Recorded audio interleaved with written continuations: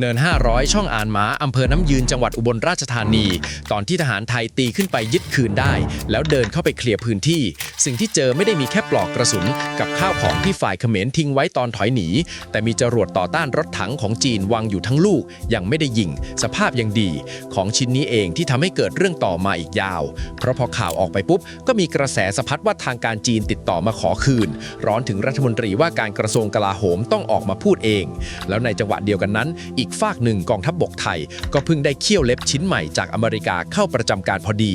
คำถามที่ผมอยากให้ค้างไว้ก่อนคือทำไมเรื่องจรวดที่ยึดได้ลูกเดียวถึงต้องให้ผู้ใหญ่ระดับรัฐมนตรีออกมายืนยันด้วยตัวเอง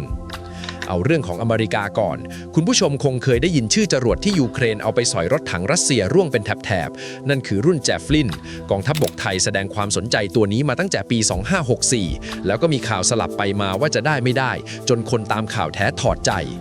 ย้อนไปวันที่ 30 กรกฎาคม ปี 2564 หน่วยงานที่ดูแลการขายอาวุธของกระทรวงกลาโหมสหรัฐแจ้งต่อสภาคองเกรสอย่างเป็นทางการว่าไฟเขียวขายให้ไทยแบบยกชุดในเอกสารเลขที่ 21-53 ประกอบด้วยลูกจรวด 300 ลูกชุดแท่นยิง 50 ชุดบวกอุปกรณ์สนับสนุนและการฝึกคิดเป็นเงินราว $83 ล้านหรือตีกลมๆก็ราว 2,700 ล้านบาทตรงกับตัวเลขที่ต้นเรื่องแชร์กันมาเป๊ะแต่พอเป็นเงินก้อนโตขนาดนั้นมันก็ไม่ได้ราบรื่นหรอกฮะช่วงงบประมาณปี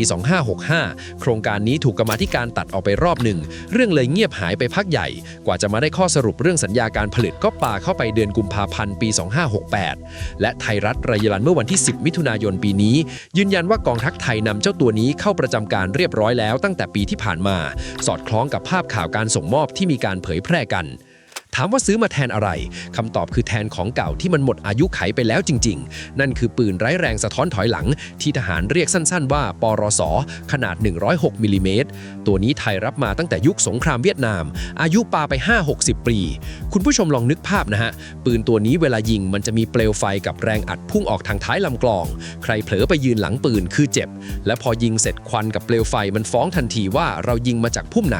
ข้าศึกก็ปรับปืนใหญ่มาลงตรงนั้นได้เลยที่หนักกว่านั้นคือพลยิงต้องเล็งค้างไว้ห้ามละสายตาเอาชีวิตแลกกันตรงๆเดี๋ยวผมจะกลับมาที่เรื่องนี้อีกทีเพราะมันเชื่อมกับชีวิตทหารแนวหน้าโดยตรงแต่ตอนนี้ขอพาไปที่สมรภูมิอุบลก่อนช่วงกลางเดือนธันวาคมปี 2568 สถานการณ์ชายแดนกำลังเดือดหลังจากที่หยุดยิงรอบก่อนหน้ามันพังลงระหว่างวันที่ 14-15 ธันวาคมกำลังของกองบัญชาการทหารราบที่ 17-2 ร่วมกับกองบัญชาการทหารราบที่ 2 กรมทหารราบที่ 17 จากค่ายสุรศักดิ์มนตรีจังหวัดลำปางเปิดปฏิบัติการเข้าตียึดคืนพื้นที่สูงบริเวณช่องอ่านม้าทั้งเนิน 500 และเนิน 677 ซึ่งก่อนหน้านั้นฝ่ายเขมรเข้ามายึดครองไว้สู้กันดุเดือดใช้ทั้งยานเกราะและทหารราบกวาดขึ้นเนินสุดท้ายเราเอากลับมาได้แล้วเชิญธงชาติขึ้นปักบนเนินตรงนี้ผมขอเคลียร์นิดนึงนะครับเพราะมีคนถามถึงเนิน 745 เยอะมากเนินตัวนี้มันไม่ได้อยู่ที่ช่องอ่านม้าแต่อยู่ในพื้นที่ช่องบกซึ่งเป็นสมรภูมิข้างเคียงกันในอำเภอเดียวกันรายงานของกองทัพภาคที่ 2 ที่มติชนเผยแพร่เมื่อวันที่ 12 ธันวาคมระบุว่าฝ่ายตรงข้ามใช้ที่สูงแถบนั้นเป็นฐานปล่อยโดรนเข้ามาโจมตีฝั่งไทยเพราะฉะนั้นเนิน 745 เนี่ยมันคือเรื่องศึกโดรนส่วนจุดที่เก็บจรวดจีนได้คือแถบช่องอ่านม้า2เนินนี้อยู่คนละเรื่องกันแต่อยู่ในศึกก้อนเดียวกันพอเคลียร์พื้นที่เสร็จปุ๊บทหารเราก็เจอของตอนแรกสื่อหลายสำนักรายงานตรงกันว่าเป็นจรวดต่อต้านรถถังจีนรุ่นแกม 102LR ซึ่งเป็นของยุคที่ 5 ผลิตโดยบริษัทในเครือ Poly Technologies เพิ่งเปิดตัวในงานแสดงอาวุธที่กรุงไคโรประเทศอียิปต์ราคาประเมินกันไว้ลูกละราว $110,000 ตก3 ล้านกว่าบาทจุดขายคือยิงแล้วลืมเหมือนของอเมริกาแถมเปลี่ยนเป้ากลางอากาศได้แต่ต่อมาวันที่ 18 ธันวาคมกระทรวงกลาโหมกับกองทัพบกออกมาชี้แจงเป็นถามสอบว่าของที่ยึดได้จริงๆเป็นรุ่นแกม 102 เฉยๆล็อตเก่าที่ใช้งานมา10 กว่าปีแล้วไม่ใช่ตัว LR รุ่นใหม่ตัวเลขรุ่นตรงนี้2ทางยังไม่ตรงกันนะฮะทางสื่อว่าอย่างทางประกาศราชการว่าอีกอย่างผมเล่าให้ฟังทั้งคู่และคุณผู้ชมชั่งน้ำหนักเอาเองแต่ไม่ว่าจะรุ่นไหนแก่นของมันไม่เปลี่ยนคือเราได้ขีปนาวุธนำวิถีของจีนมาทั้งลูกพอข่าวนี้แพร่ออกไปเพจข่าวท้องถิ่นอย่างเพจอุบลแนวก็โพสต์ราวๆวันที่ 15-16 ธันวาคมว่าทางการจีนประสานมาขอคืนอาวุธชิ้นนี้ซึ่งอีกหลายเจ้าหยิบไปขยายต่อในฐานะข่าวลือคนไทยหัวร้อนกันทั้งประเทศยึดของเข้ามาในแผ่นดินเราจะคืนทำไม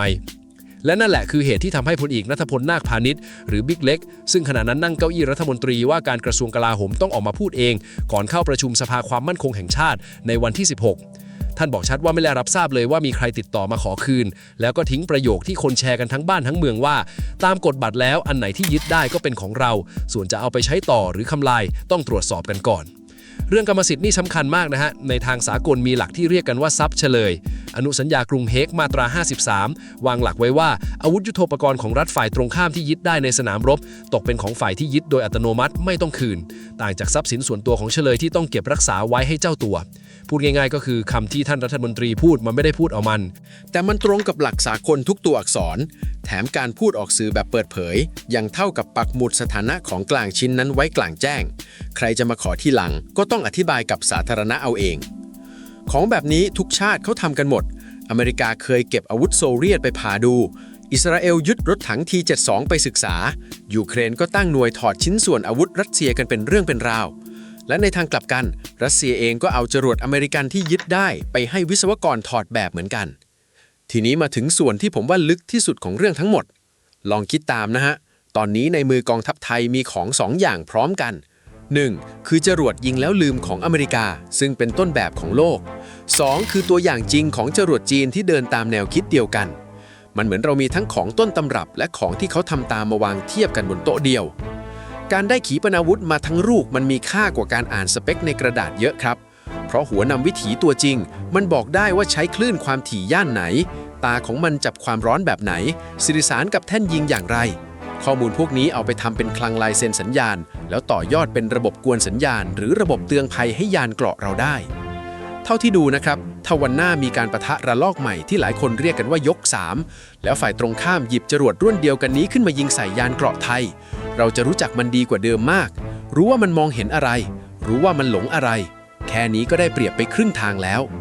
คุณผู้ชมเห็นภาพไหมฮะของชิ้นเดียวที่ทหารเก็บมาจากเนินมันแปลงเป็นความรู้ที่เงินซื้อไม่ได้ส่วนอีกด้านหนึ่งที่คนมองข้ามกันเยอะคือสัดส่วนการจัดซื้อลูกจรวด300ลูกแต่แท่นยิงมีแค่50ชุดหลายคนสงสัยว่าทำไมแท่นยิงน้อยจังความจริงมันเป็นหลักนิยมที่ฉลาดมากครับเพราะเจ้าแท่นยิงเนี่ยตัวมันไม่ได้ไว้ยิงอย่างเดียวมันคือกล้องตรวจการความร้อนชั้นดีมีทั้งกล้องกลางวันและกล้องจับความร้อนที่ซูมได้หลายเท่า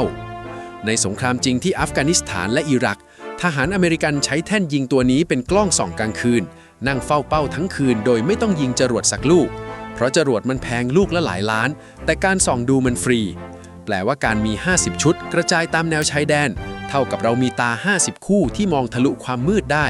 คอยจับความเคลื่อนไหวของยานเกราะฝั่งโน้นตอนตี 2 ตี 3แล้วเก็บลูกจรวด300ลูกไว้ใช้ตอนจำเป็นจริงๆสรุปง่ายๆคือของชุดนี้ทำงานหนักที่สุดในคืนที่ไม่มีใครยิงอะไรเลย